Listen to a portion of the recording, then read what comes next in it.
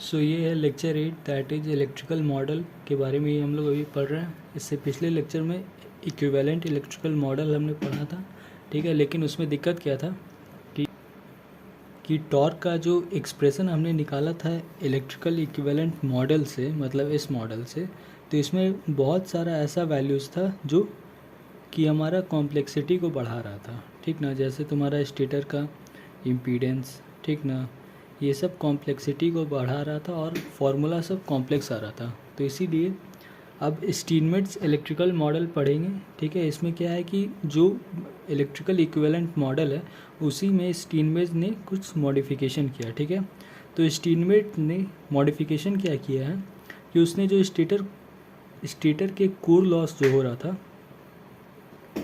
उसको इग्नोर कर दिया है। क्यों? क्योंकि कोर लॉस जो होता है वो 2 से 5% ऑफ फुल करंट ही होता है। तो उसने क्या कहा कि इसको कांस्टेंट लॉस मान लिया और बोला कि एंड में जहाँ पे रोटेशनल लॉस कंसिडर हम लोग करते हैं वहीं पे कांस्टेंट लॉस का भी डील कर लेंगे, मतलब वहाँ पे टोटल पावर में से वहाँ पे कांस्टेंट लॉस को हटा देंगे, ठीक है। तो वैसा कुछ किया था स्टीनमेट्स ने। तो उसका जो रिजल्टेंट फिगर बनेगा वो ऐसा बनेगा, स्टीनमेट्स का इलेक्ट्रिकल मॉडल, ठीक है। जहाँ पे सेंटर वाला जो था ये क्या है, ये मैग्नेटाइजेशन लॉस है। दैट इज़ स्टेटर में जो मैग्नेटाइजेशन एंड डीमैग्नेटाइजेशन के कारण जो लॉस होता है वो ये वाला पार्ट है, ठीक है। अब देखो ये जो है इलेक्ट्रिकल इक्विवेलेंट है, ठीक है। इसमें मॉडिफिकेशन क्या किया कि ए और बी जो है, ठीक ना, ए और बी टर्मिनल के बीच में उसने जो है इक्विवेलेंट इम्पीडेंस निकाल दिया। कहने का मतलब ये जो है ये तो एज इट इज़ JX1R1 ही रह गया, ठीक है। और ये जो इतना नेटवर्क है इसका इक्विवेलेंट इम्पीडेंस बस ये दोनों रेजिस्टेंस और रिएक्टेंस में कन्वर्ट करके लिख दिया। ये स्टीनमेट्स ने काम किया था, ठीक है। यहाँ पे देखो X2R2 है और ये RP और XP कन्वर्ट हो गया है, ठीक है। इसका कन्वर्जन उसने किसी तरीके से किया, ठीक है। पावर फ्लो क्या है? पावर फ्लो ये है कि इनपुट इलेक्ट्रिकल पावर स्टेटर में आया, स्टेटर में कॉपर लॉस हुआ, ठीक है। कॉपर लॉस होने के बाद देखो यहाँ पे कोर लॉस भी आता था, लेकिन कोर लॉस को उसने इग्नोर किया है अभी के लिए। फिर इनपुट पावर टू रोटर आया, that is air gap power. Air gap power के बाद रोटर कॉपर लॉस, ठीक है। रोटर कॉपर लॉस है, उसके बाद mechanical power delivered, mechanical power से नेट पावर। नेट पावर के पहले जो लॉसेस आ रहा है वो लॉसेस दो तरह का है, that is mechanical loss, that is frictional and windage, ये तो रहेगा ही। और तुम्हारा मैग्नेटिक लॉस में hysteresis and eddy current loss, ठीक है। मतलब कोर लॉस कोर लॉस ये दोनों चीज़ कंटेन करता है, ठीक है। तो इस चीज़ को कंसिडर करके स्टीनमेट्स ने ये सब फॉर्मूला निकाला, ठीक है, टॉर्क का, पावर का, ठीक है। तो अब इसमें दिक्कत क्या आया कि कॉम्प्लेक्सिटी इसमें रह ही गया, कॉम्प्लेक्सिटी रिमूव नहीं हुआ। कैसे? देखो ये देखो टॉर्क का इक्वेशन है। टॉर्क के इक्वेशन में I1 में देखो कितना सारा वेरिएबल है, R1 है, RP है, XP है, RP है। ये सारा वैल्यूज़ कॉम्प्लेक्सिटी को क्रिएट कर रहा है, ठीक ना, लॉट ऑफ कैलकुलेशन, ठीक है। तो अब हमें क्या करना है कि स्टीनमेट्स पे कोई क्वेश्चन नहीं आता, ठीक है। तो स्टीनमेट्स के बाद हमने थेवेनिन इलेक्ट्रिकल मॉडल पढ़ना है, ठीक है। थेवेनिन इससे अच्छा मैंने पेज में लिखा हुआ है। अब इसमें मैंने वही हिस्ट्री बताया है, दैट इज़ अभी जो बोला, ठीक है। थेवेनिन इलेक्ट्रिकल मॉडल क्या किया है, देखो ये जो है थेवेनिन इलेक्ट्रिकल मॉडल क्या किया कि स्टीनमेट्स का जो मॉडल था उसी में थोड़ा सा मॉडिफिकेशन किया, ठीक है। स्टीनमेट्स का मॉडल क्या था? स्टीनमेट्स का मॉडल ये था, ठीक है, जिसमें ये अभी जो टर्मिनल है स्टीनमेट्स के मॉडल में यहाँ पे ए और बी था और इस वाले पार्ट का इक्विवेलेंट निकला था, ठीक है। थेवेनिन ने क्या किया कि ए और बी यहाँ पे लिया, ठीक है, और इस साइड मतलब लेफ़्ट साइड जो भी चीज़ है इसका थेवेनिन इक्विवेलेंट निकाला, that is Thevenin voltage and Thevenin impedance निकाला, ठीक है। ये देखो Thevenin impedance and Thevenin voltage निकाला, ठीक है। अब थेवेनिन वोल्टेज और थेवेनिन इम्पीडेंस कैसे निकालेंगे वो मैंने इस पॉइंट पे एक्सप्लेन किया है, ठीक है। ये उतना इम्पोर्टेंट नहीं है, ठीक है। उसके बाद आता है थेवेनिन निकालने के बाद देखो डायग्राम कुछ ऐसा बना जहाँ पे ये क्या आ गया, ये थेवेनिन रेजिस्टेंस आ गया, ठीक है, ये थेवेनिन वोल्टेज आ गया, ठीक है, और ये थेवेनिन रिएक्टेंस आ गया, ठीक है। ये AB टर्मिनल और ये तो सेम वही रोटर का चीज़ जो कि रेफर टू स्टेटर साइड है, ठीक है। ये एयर गैप पावर, ठीक है। अब इस डायग्राम में से क्या किया कि करंट का वैल्यू निकाला। करंट कैसे निकलेगा, सिंपल केवीएल लगाओ, एक ही लूप है, केवीएल लगाओ, I2 का वैल्यू निकल जाएगा। I2 को मैग्नीट्यूड निकाले तो ये आ गया, ठीक है। अब एयर गैप पावर क्या होता है, PG। पावर क्या होता है, I² इंटू आर, ठीक है। तो I तो एक ही करंट है इसमें, ठीक है, और R का वैल्यू ये है। R का वैल्यू ये क्योंकि रोटर का रेजिस्टेंस यही है, ठीक है। ये 1 फेज़ का था, 3 फेज़ के लिए 3 मल्टीप्लाई कर दिया, ठीक है। अब ये जो इक्वेशन आया, ठीक है, ये तुम्हारा ऐसा इक्वेशन बन गया, ठीक है। इसमें क्या हमने WSM डाल दिया। WSM क्या मतलब, ये रेडियन पर सेकेंड है, ठीक है। क्वेश्चन में अगर रेडियन पर सेकेंड देगा तो ये इक्वेशन यूज़ कर लेंगे, ठीक है। अब ये जो है ये टॉर्क का है, ठीक है। अब यहाँ पे टॉर्क जो है ये इलेक्ट्रोमैग्नेटिक टॉर्क बोलो या एयर गैप टॉर्क बोलो, ये दोनों एक ही चीज़ है, ठीक है। तो इसको कॉमन टाउ से रिप्रेजेंट कर रहे हैं, ठीक है। ठीक है, तो अब ये देखो टॉर्क का इक्वेशन में कितना सारा वेरिएबल है, ठीक ना। तो अब इसमें करते क्या है कि स्टेटर इम्पीडेंसेस को नेग्लेक्ट कर देते हैं। क्यों, क्योंकि स्टेटर का इम्पीडेंस इसीलिए नेग्लेक्ट करते हैं सो दैट हम अप्रॉक्सीमेशन कर सकें, मतलब कॉम्प्लेक्सिटी को हटा सकें, ठीक है। क्यों ऐसा करते हैं, क्योंकि मोस्टली जो क्वेश्चन में दिया रहता है कि स्टेटर इम्पीडेंस हटा के क्वेश्चन पूछा रहता है, ठीक ना, तो इसीलिए कर रहे हैं, ठीक है। तो स्टेटर इम्पीडेंस इससे हटाएंगे तो ये इक्वेशन बनेगा टॉर्क का, ठीक है। ये इक्वेशन बन गया, ठीक है। तो अब ये देखो ये जो टॉर्क इक्वेशन आया ये भी कम्प्लेक्स है, इसमें कितना सारा चीज़ है, ठीक है। तो इससे क्या हो रहा है, हमको क्लियर आइडिया नहीं मिल रहा है रिगार्डिंग द मोटर। मतलब ये टॉर्क का एक्सप्रेशन है लेकिन ये अच्छा है बुरा है मशीन के रेस्पेक्ट में क्या है ये समझ में नहीं आ रहा है। तो इसको दो भाग में डिवाइड करेंगे, that is low slip zone and high slip zone, ठीक है। तो यहाँ पे देखो low slip zone and high slip zone रखा है, ठीक है। अब यहाँ पे हमने क्या रखा है कि दो प्रैक्टिकल वैल्यूज़ लिया है। प्रैक्टिकल वैल्यूज़ कहने का मतलब कि जब एक्चुअल इंडक्शन मोटर डिज़ाइन किया जाता है तो यही सब पैरामीटर डाला जाता है, ठीक है। स्लिप कम रखा जाता है, R इतना होता है, X2 कुछ का वैल्यू कुछ ऐसा होता है, ठीक ना। तो ऐसा वैल्यूज़ हमने कंसिडर किया तो हमें दो कंक्लूजन मिला, क्या कि R2/S is much greater than X2 का स्क्वायर, ठीक है। ये लो स्लिप में ऐसा मिला, हाई स्लिप में ऐसा मिला, ठीक है। इसका कहने का मतलब ये हुआ कि रोटर का रेजिस्टेंस रिएक्टेंस से ज़्यादा है, यहाँ पे रोटर का रेजिस्टेंस रिएक्टेंस से कम आया, ठीक है। यही चीज़ हुआ लो स्लिप जोन में, ये हुआ, ठीक है। तो अब अगर रिलेशन हमें मिल रहा है तो इसका क्लियर मतलब है कि ये जो है बहुत छोटा वैल्यू है तो इसको इग्नोर कर सकते हैं। तो मेन जो टॉर्क इक्वेशन था ये, इससे हमने x2 को हटा दिया तो हमें कुछ ऐसा मिला, ठीक है। अब यहाँ पे देखो V1 क्या होता है, V1 तुम्हारा सप्लाई वोल्टेज होता है। अब सप्लाई वोल्टेज तो किसी भी मशीन का फिक्स ही होगा, मतलब कोई भी मशीन खरीद के लाओ तो उसका लिखा रहता है कि 440 लगेगा, तो ये तो तुम बदल नहीं सकते। तो जब सप्लाई फिक्स है तो ओमेगा SM भी फिक्स है। क्यों, क्योंकि ये क्या होता है, फ्रीक्वेंसी ही तो होता है। तो सप्लाई या फ्रीक्वेंसी फिक्स है। R2 क्या है, रोटर का रेजिस्टेंस। कहने का मतलब एक बार मशीन बन गया तो नेम प्लेट पे जो रोटर है वो तो फिक्स है, वो तो चेंज नहीं करेगा। तो टॉर्क मतलब किस पे डिपेंड कर रहा है, ये सारा कांस्टेंट हो गया तो बचा क्या, स्लिप। कहने का मतलब लो स्लिप जोन में टॉर्क जो होता है डायरेक्टली प्रोपोर्शनल होता है स्लिप के, ठीक है। हाई स्लिप जोन में हमने क्या देखा, कुछ ऐसा वैल्यू आया जहाँ पे इस चीज़ को इग्नोर करोगे तो टॉर्क जो होता है इनवर्सली प्रोपोर्शनल होता है स्लिप के, ठीक है।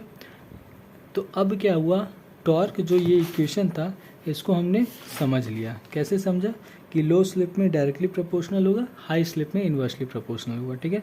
अब ये जो चीज़ हमने ऑब्टेन किया है ये बहुत सारे कॉन्सिडरेशन को मानते हुए किया है, ठीक ना। कॉन्सिडरेशन कैसा कि वोल्टेज फिक्स होगा, मतलब वोल्टेज में कोई फ्लक्चुएशन नहीं होगा, फ्रीक्वेंसी तुम नहीं बदल सकते हो, रिएक्टेंस नहीं बदल सकते हो, लोडिंग तुम चेंज नहीं कर सकते हो, समझे। तो इतना जब कॉन्सिडरेशन तुम माने हो तो इसको एग्जैक्ट एनालिसिस नहीं बोलेंगे, इसको टेंटेटिव एनालिसिस बोलते हैं, ठीक है। मतलब एनालिसिस डन ऑन सेवरल कॉन्सिडरेशंस, ठीक है। अब हम टॉर्क जब समझ लिए तो टॉर्क का कर्व ड्रॉ करते हैं विथ रिस्पेक्ट टू स्पीड। देखो टॉर्क को हम लोग लो स्लिप और हाई स्लिप जोन में, देखो ये जो टॉर्क है इसको समझने के लिए हमने इसको स्लिप के टर्म्स में समझना प्रयास किया, ठीक ना। तो यहाँ पे जो ग्राफ है ये भी टॉर्क बटे स्पीड का है, ठीक है। अब स्पीड और स्लिप का जो रिलेशन है वो इन्वर्स रिलेशन है, ठीक है। मतलब इस एक्सिस पे टॉर्क है, इस एक्सिस पे स्पीड है और उल्टा चलोगे तो तुमको स्लिप मिलेगा, ठीक है। मतलब जीरो से इस डायरेक्शन में बढ़ोगे तो स्पीड बढ़ते जाएगा, ठीक है, और इस डायरेक्शन में बढ़ोगे तो स्लिप घटते जाएगा, ठीक है। अब स्लिप का क्या फंडा है कि स्लिप जितना ही कम होगा उतना ही अच्छा होता है हमारे लिए, समझे। मतलब किसी मशीन का स्लिप जितना कम है वो मशीन उतना अच्छा है, ठीक ना। कहने का मतलब NS होता है सिंक्रोनस स्पीड, और आइडियली रोटर को सिंक्रोनस स्पीड पे नचना चाहिए। तो स्लिप अगर सबसे कम होगा तो रोटर का स्पीड NS के उतना बराबर होगा, ठीक ना। तो ये देखो ग्राफ कुछ ऐसा उठता है, ठीक है, यहाँ के ऐसे आ जाता है। ये जीरो इंस्टेंट मतलब NR जीरो होता है, मतलब यहाँ पे मशीन को हम लोग स्टार्ट करते हैं तो जीरो से ही स्टार्ट होता है ना। तो मशीन का ये जो वैल्यू है ये होता है स्टार्टिंग टॉर्क, ठीक है। स्टार्टिंग टॉर्क कहने का मतलब मशीन को जैसे ही तुम ऑन किए तो मशीन एक टॉर्क लगाएगा, किस पे, लोड पे। ये स्टार्टिंग टॉर्क होता है, और धीरे धीरे बढ़ते बढ़ते ये टॉर्क पहुंच के यहाँ मैक्सिमम टॉर्क बनता है। जिस स्लिप पे, स्लिप कौन सा है, एक्स एक्सिस में, जिस स्लिप पे मैक्सिमम टॉर्क होता है उसको ST मैक्स कहते हैं, ठीक है। और ये जो ST मैक्स है ये कर्व को दो हिस्सा में बांटता है, ठीक है। इधर वाला हिस्सा बनता है हाई स्लिप जोन, क्यों, क्योंकि ऐसे हम लोग बढ़ेंगे तो स्लिप का वैल्यू बढ़ता है, ठीक है। और ये वाला हिस्सा लो स्लिप जोन हो गया। लो स्लिप जोन का एक्सप्रेशन ये होता है, हाई स्लिप जोन का एक्सप्रेशन ये होता है, ठीक है। ये तुम्हारा टॉर्क स्पीड कैरेक्टरिस्टिक्स। ये स्टेटर इम्पीडेंस को नेग्लेक्ट करने से हमें ये मिला है, मतलब स्टेटर इम्पीडेंस को हम लोग कंसिडर नहीं कर रहे हैं, ठीक है। अब हम लोग क्या करते हैं कि ये जो मैक्सिमम, ये जो स्लिप है जिसमें टॉर्क मैक्सिमम हो रहा है उस स्लिप का वैल्यू फाइंड आउट करते हैं, ठीक है। तो उस स्लिप का वैल्यू फाइंड आउट कैसे करेंगे, तो मेन जो टॉर्क इक्वेशन था स्टेटर इम्पीडेंस को कंसिडर करते हुए, दैट इज़ ये वाला थर्ड, समझे। तो इस एक्सप्रेशन को स्लिप के रिस्पेक्ट में डिफ्रेंशिएट करना है, ठीक है। अब देखो स्लिप जो है डिनोमिनेटर में है, ठीक है। स्लिप में अगर चेंज होगा तो टॉर्क में चेंज होगा, मतलब स्लिप का वैल्यू अगर घटेगा तो टॉर्क बढ़ जाएगा। तो क्यों ना हम सिर्फ और सिर्फ डिनोमिनेटर को ही डिफ्रेंशिएट करें। तो वही चीज़ यहाँ पे सर ने अप्लाई किया, that is maxima and minima. Differentiator को डिनोमिनेट करोगे तो तुम्हें मिनिमा पॉइंट मिलेगा, ठीक है। यहाँ देखो स्लिप जो है, स्लिप का वैल्यू अगर घटेगा तो टॉर्क का वैल्यू बढ़ेगा। तो क्यों ना हम सिर्फ से सिर्फ डिनोमिनेटर को ही डिफ्रेंशिएट किए, तो वही चीज़ सर ने यहाँ किया है। हमने सिर्फ और सिर्फ डिनोमिनेटर को ही डिफ्रेंशिएट किया है, ठीक है। डिनोमिनेटर को डिफ्रेंशिएट किया, ये इंपॉर्टेंट नहीं है, ठीक है। फाइनली ये वैल्यू मिला, ठीक है। ये मैक्सिमम टॉर्क के समय स्लिप का वैल्यू है, ठीक है। इसमें स्टेटर इम्पीडेंस प्रेजेंट है, ठीक है। आप क्या करें, स्टेटर इम्पीडेंस को नेग्लेक्ट कर देते हैं, ठीक है। स्टेटर इम्पीडेंस को जब नेग्लेक्ट करोगे तो इम्पीडेंस मतलब R और X 0, ठीक है, और V थेवेनिन V1 के बराबर आ जाएगा, समझे। दैट इज़ यहाँ पे देखो थेवेनिन मॉडल कहाँ गया, थेवेनिन मॉडल था। थेवेनिन मॉडल में VTH ये सब क्या है, ये स्टेटर का पार्ट है। इसी को हम लोग नेग्लेक्ट कर देंगे तो ये तो V1 हो जाएगा, ठीक है, और ये 0 हो जाएगा, ठीक है। V1 मतलब सप्लाई वोल्टेज, समझे। तो कहाँ गया, तो ST मैक्स का वैल्यू ये हो गया, यही चीज़ मेन फार्मूला है, क्वेश्चन में ये यूज़ होगा, ठीक है। मतलब मैक्सिमम टॉर्क के समय स्लिप का वैल्यू ये होता है, मतलब स्लिप का ये वैल्यू पे टॉर्क मैक्सिमम होता है, ठीक है। अब ये जो है तुम मेन टॉर्क इक्वेशन में डाल दोगे तो टॉर्क मैक्सिमम टॉर्क का वैल्यू मिल जाएगा, दैट इज़ दिस वन, यही होता है, ठीक है। इसमें देखो XTH ये जो है स्टेटर को कंसिडर करते हुए, ठीक है। तो अब इसको स्टेटर हटाना है, मतलब स्टेटर इम्पीडेंस हटाओगे तब ये हो जाएगा, ठीक है। यही तुमको याद रखना है, स्टेटर इम्पीडेंस कभी भी क्वेश्चन में नहीं पूछता है, ठीक है। तो टॉर्क का मैक्सिमम टॉर्क का इक्वेशन ये है, नेग्लेक्टिंग स्टेटर इम्पीडेंस, ठीक है।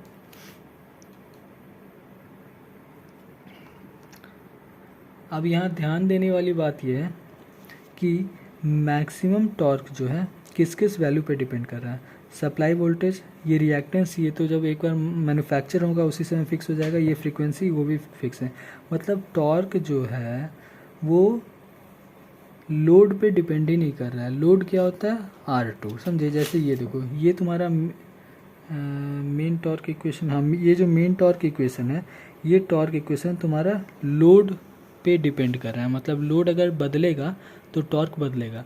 और यही चीज़ हमें स्टीनमेट्स मॉडल या इलेक्ट्रिकल इक्विवेलेंट मॉडल का डिसएडवांटेज था कि लोड पे डिपेंड कर रहा था टॉर्क। लोड पे जब टॉर्क डिपेंड करता है तो हमें हर चेंजिंग लोड पे इतना बड़ा कैलकुलेशन करना पड़ेगा। कहने का मतलब मान लो एक कार है, समझे, तो कार तो भाई अलग अलग स्पीड पे चलता है, 10 के स्पीड पे, 20 के स्पीड पे, 30 के स्पीड पे, तो हर समय लोड चेंज कर रहा है तो टॉर्क का वैल्यू इतना बड़ा कैलकुलेशन करना पड़ेगा, ठीक है। लेकिन थेवेनिन मॉडल यूज़ करेंगे तो थेवेनिन मॉडल में जो टॉर्क का एक्सप्रेशन आया है, ठीक ना, इसमें लोड रेजिस्टेंस है ही नहीं।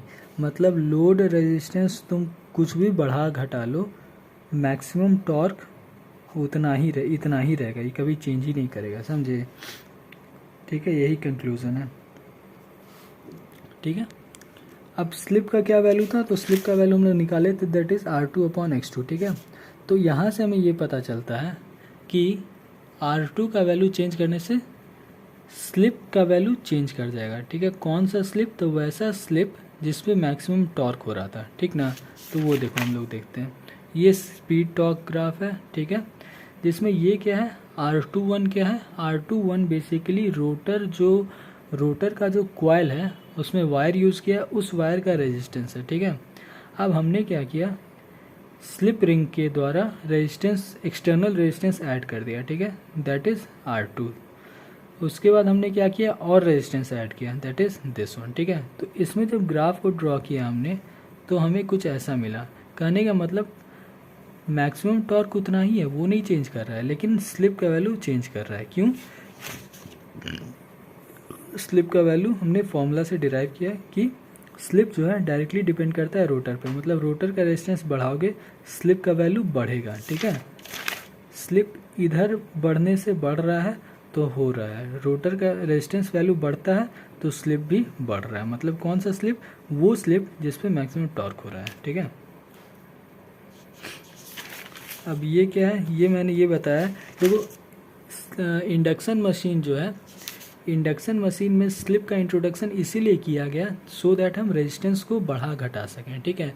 और ऐसा क्यों किए, ऐसा इसीलिए किए क्योंकि हमको जब ये ग्राफ का पता चला तब हम देखें कि रेजिस्टेंस का वैल्यू चेंज करने से ग्राफ अलग अलग आ रहा है। इसका सबसे बड़ा एडवांटेज ये है कि जब तुम रेजिस्टेंस बढ़ाओगे तो देखो ग्राफ ऐसा आ गया, ठीक ना। अब इनिशियल केस अगर लोगे तो यहाँ क्या था कि स्टार्टिंग टॉर्क बहुत कम था जबकि मैक्सिमम टॉर्क इतना है। कहने का मतलब इलेक्ट्रिकल मोटर का कैपेसिटी था इतना लोड को उठाने का, लेकिन उठा कितना रहा है, मात्र इतना ही। क्यों? क्योंकि जो स्टार्ट यहाँ से करेगा तभी तो यहाँ पहुँचेगा, समझे ना। लेकिन मान लो तुम कोई इतना लोड लगाते हो तो स्टार्ट ही नहीं करेगा तो मैक्सिमम टॉर्क तक पहुँचेगा कहाँ से, समझे। तो जब रेजिस्टेंस हम लोग बढ़ाए तो देखो स्टार्टिंग टॉर्क ही मैक्सिमम टॉर्क बन गया। ये सबसे बड़ा एडवांटेज होता है 3 phase induction motor slip ring वाला का, ठीक है। यही चीज़ यहाँ पे लिखा हुआ है। उसके बाद relation between starting torque and maximum torque, तो ये कोई रिलेशन नहीं है, इसमें मेन टॉर्क एक्सप्रेशन ये है, मैक्सिमम टॉर्क का ये है, और स्टार्टिंग टॉर्क का एक्सप्रेशन ये है, ठीक है। अब ये तुम कर दो, सिर्फ ऊपर नीचे करना है तो हमें ये वैल्यू मिल जाता है, ठीक है। अब देखो R2X2 अगर क्वेश्चन में दिया हुआ है तो ये फॉर्मूला यूज़ करो, और अगर ST मैक्स मतलब स्लिप का वैल्यू दिया है तो ये फॉर्मूला यूज़ करो, ठीक है। नेक्स्ट क्या है, relation between maximum torque and torque at any slip. कहने का मतलब क्या हुआ कि तुमको क्वेश्चन में एक तो स्लिप का वैल्यू दिया हुआ है, ठीक है, और पूछ रहा है कि इस स्लिप पे टॉर्क क्या होगा, तो ये फॉर्मूला यूज़ करना है, ठीक है। जहाँ पे तुमको वो स्लिप का वैल्यू क्वेश्चन में दिया होगा जहाँ पे मैक्सिमम टॉर्क हो रहा है, ठीक है, तो ये फॉर्मूला यूज़ हो। मतलब ये क्या है कि क्वेश्चन में तुमको बोल दिया कि इस स्लिप पे टॉर्क का एक्सप्रेशन क्या होगा। जनरलाइज्ड एक्सप्रेशन क्या होता है टॉर्क का, ये जो कि इक्वेशन 3 था, ठीक है। अब आता है समरी ऑफ ऑल प्रीवियस, हाँ पिछले जितना भी फॉर्मूला पढ़ा है उसका समरी है। ये जनरलाइज्ड एक्सप्रेशन ऑफ टॉर्क है, ये स्टार्टिंग टॉर्क का एक्सप्रेशन है, ये मैक्सिमम टॉर्क का एक्सप्रेशन है, सारे ही नेग्लेक्टिंग स्टेटर इम्पीडेंस, ठीक है, लिखा हुआ है, ठीक है। मैक्सिमम टॉर्क जब होता है उस समय स्लिप का वैल्यू ये होता है, ठीक है। डैश का वैल्यू मतलब क्या होता है, डैश मतलब होता है rotor resistance referred to stator side. Electrical equivalent में हमने स्टेटर साइड का ही बनाया है, ठीक है। अब ये क्या है, हाई स्टार्टिंग टॉर्क। हाँ ये एग्जांपल दिया है कि ट्रेन क्या होता है कि ट्रेन को हाई स्टार्टिंग टॉर्क चाहिए होता है, ठीक है। मतलब स्टार्टिंग में ज़्यादा टॉर्क चाहिए और एक बार जब स्टार्ट हो गया तब कम टॉर्क चाहिए। क्यों? क्योंकि वो मोशन में आ गया, ठीक है। तो अगर ऐसा इंडक्शन मोटर रहेगा तो ट्रेन को कभी फीड ही नहीं कर सकता है। क्यों? क्योंकि देखो इसका स्टार्टिंग टॉर्क बहुत कम है, ऑल्दो मैक्सिमम टॉर्क बहुत ज़्यादा है, लेकिन स्टार्ट तो बहुत कम है भाई। ट्रेन अगर इतना टॉर्क मांग रहा है तो ट्रेन तो स्टार्ट ही नहीं हो पाएगा, तो मैक्सिमम तक जाएगा कहाँ से, ठीक ना। तो ये जो चीज़ है, मतलब ये इंडक्शन मोटर जो है सिर्फ और सिर्फ इसी टाइप का लोड को फीड कर सकता है जहाँ पे लोड टॉर्क जो है स्टार्टिंग टॉर्क से कम है, ठीक ना। तो ये सबसे बड़ा डिसएडवांटेज था, ठीक है।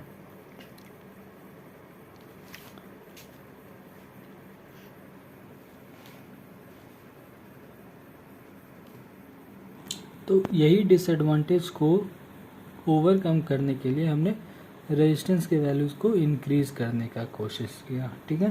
तो ये देखो फिर से वही ग्राफ आया है, ठीक है। ये पहला, ये R1 है, ये R2 वाला ग्राफ है, ये R3 वाला ग्राफ है, ठीक है। तो यहाँ पे हो क्या रहा है कि हमने इनिशियल में क्या किया है, इनिशियली हम लोग R3 रेजिस्टेंस ऐड करके रखा है स्लिप रिंग पे, ठीक है। कहने का मतलब मैक्सिमम ये रेजिस्टेंस ऐड किया है, तो इसके कारण क्या हुआ है कि स्टार्टिंग टॉर्क ही तुम्हारा मैक्सिमम टॉर्क बना हुआ है, दैट इज़ R3 पे स्टार्टिंग टॉर्क ये है, ठीक है।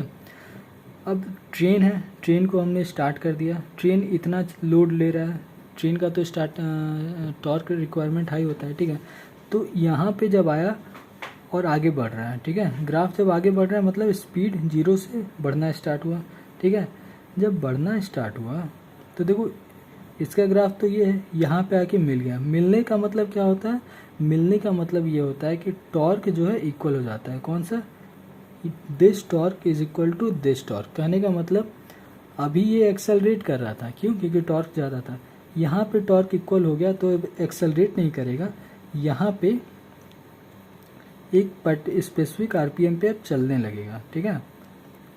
तो स्पीड देखो हमें ये मिल रहा था ए, ठीक है। स्पीड यहाँ से बढ़ के यहाँ पे कुछ आया होगा। अब हमने क्या किया कि अंदर ही अंदर हमने एक ऐसा अरेंजमेंट किया कि चलते हुए मोटर के दौरान हम रेजिस्टेंस वैल्यू चेंज कर दिया, ठीक है। अब रेजिस्टेंस वैल्यू हमने 2 पे लगा दिया। 2 पे लगाने से क्या हुआ, बेसिकली ये बड़ा रेजिस्टेंस था, ये छोटा, मतलब हमने रेजिस्टेंस का वैल्यू घटा दिया चलते चलते, ठीक है। तो रेजिस्टेंस का वैल्यू घटा दिया तो अब ये वाला ग्राफ फॉलो होगा। तो ये वाला ग्राफ में देखो ये इस पॉइंट पे तो टॉर्क यहाँ है, मतलब टॉर्क फिर बढ़ गया। तो टॉर्क बढ़ गया मतलब फिर से एक्सेलरेट करने लगा। अब यहाँ पहुँचा तो यहाँ पे क्या हो गया, ग्राफ मीट किया, मतलब दोनों टॉर्क इक्वल हो गया, ठीक ना।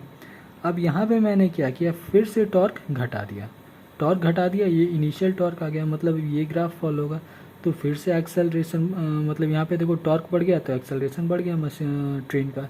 तो कहने का मतलब ये हुआ कि जो ट्रेन यहीं पे रुक चुका था, क्यों? क्योंकि यहाँ पे देखो वो मैंने शुरू में गलती बोल दिया था, यहाँ पे देखो अगर ये ग्राफ फॉलो करता तो ये टॉर्क घट रहा है। अब टॉर्क अगर घट रहा है और किसी मशीन को इतना टॉर्क चाहिए ही चाहिए तो वो तो चलेगा ही नहीं, वो तो डीएक्सेलरेट करते करते यहाँ पे आके 0 हो जाएगा, ठीक ना। तो जो मशीन मेरा पॉइंट ए पे ही रुक गया होता उसको हमने पॉइंट सी तक लेते आया। कैसे लेते आया, एक्सेलरेटिंग करते हुए लेते आया, समझे। तो ये मेरा सबसे बड़ा एडवांटेज है 3 phase induction motor slip ring का, कि हम उसका रेजिस्टेंस वैल्यू चेंज कर सकते हैं। और चेंज करने से हमें क्या क्या एडवांटेज हुआ कि हमारा स्पीड बढ़ा, ठीक है, और हमारा टॉर्क भी बढ़ा, मतलब एक्सेलरेशन हमारा बढ़ा, ठीक ना। और ये कैसे करेंगे, तो हम लोग स्लिप को कंट्रोल करके कर सकते हैं, ठीक है। अब एक और बात देखो कि ये मशीन जहाँ भी ऑपरेट हो रहा है वो लो स्लिप जोन है। लो स्लिप जोन क्या था, जो मैक्सिमम टॉर्क होता है उसका राइट साइड, मतलब right side area low slip zone होता है, ठीक है। तो इस ग्राफ में देखोगे तो मैक्सिमम टॉर्क यहाँ है, तो मशीन तो इस एरिया में ऑपरेट किया ना, तो ये तो लो टॉर्क जोन हो गया। सिमिलरली जब R2 था तो इसका देखो मैक्सिमम टॉर्क यहाँ है और मशीन का ऑपरेशन यहाँ के बाद से स्टार्ट हुआ, ठीक है। तो कहने का मतलब मशीन हमेशा लो टॉर्क जोन में ही परफॉर्म कर रहा है, ठीक। ये भी बहुत बड़ा कॉन्सेप्ट है कि हम लोग हमेशा स्लिप को लो रखने का कोशिश करते हैं, ठीक है। जैसे मैंने इस इनिशियल में बताया था कि स्लिप जितना लो रहता है उतना ज़्यादा अच्छा होता है। तो यहाँ पे स्लिप जो है नेचुरली हमारा लो हो जा रहा है, ठीक ना। मतलब हम लोग मशीन को ऑपरेट करा रहे हैं तो नेचुरली लो स्लिप जोन में ऑपरेट कर रहे हैं, ठीक है। यहाँ जो है लो स्लिप और हाई स्लिप में देखो टॉर्क का एक्सप्रेशन स्लिप को ऊपर नीचे करते हुए आर को ऊपर नीचे करने से टॉर्क बढ़ता और घटता है, ठीक ना। तो इसी का स्पेसिफिक अरेंजमेंट हमने किया है। ये पूरा उसका एक्सप्लेनेशन है, ये देखो लो स्लिप जोन, ठीक है। अब इसमें एक क्वेश्चन था क्या कि हमें अगर टॉर्क ही बढ़ाना है तो क्यों ना हम लोग सप्लाई वोल्टेज ही बढ़ा दें। सप्लाई वोल्टेज बढ़ाने से क्या होगा कि मोटर का जो रेटेड वोल्टेज से तुम ज़्यादा बढ़ा दोगे तो मोटर का जो इंसुलेशन है, कॉइल का जो इंसुलेशन है, वो उस वोल्टेज को बियर आउट नहीं करे, मतलब उसको बर्दाश्त नहीं करेगा और इंसुलेशन फेल कर जाएगा। फेल करने से क्या होगा, रोटर बर्न कर जाएगा, ठीक है। वही चीज़ यहाँ दिखाया गया। देखो ये है इनिशियल रेजिस्टेंस पे, ठीक है। इससे हमने वोल्टेज बढ़ाया तो मैक्सिमम टॉर्क यहाँ चला गया, ठीक है। अब देखो इतना जो टॉर्क बढ़ा है तो ये किस लिए बढ़ा है, वोल्टेज के कारण बढ़ा है। तो इस वोल्टेज को तो मशीन बर्दाश्त ही नहीं कर पाएगा ना, क्योंकि इसका रेटिंग से ज़्यादा वोल्टेज है।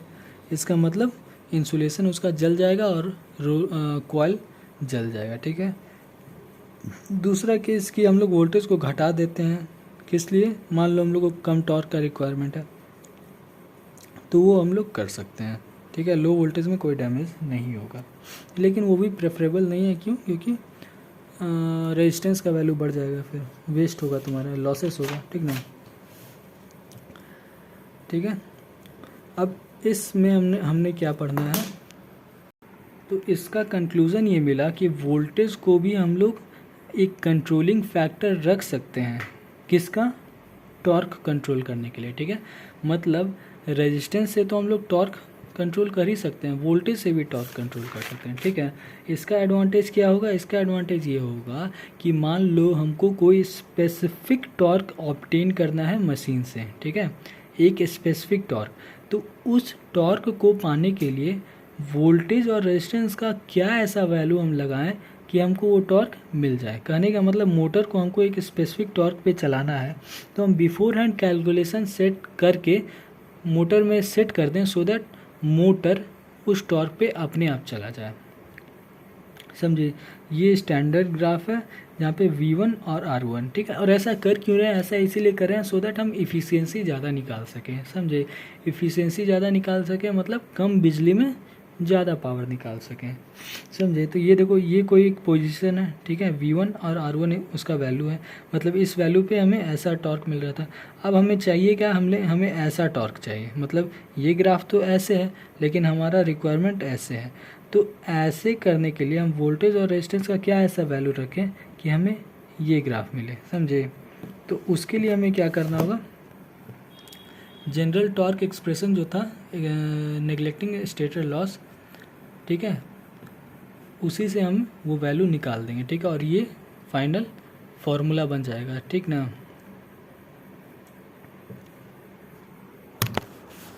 ठीक है, पता चल गया। यहाँ पे कंडीशन कांस्टेंट क्या रहेगा कि पोल्स सेम होना चाहिए और फ्रीक्वेंसी ऑफ मशीन भी सेम होना चाहिए। पोल्स क्या है, stator pole and rotor pole, ठीक है।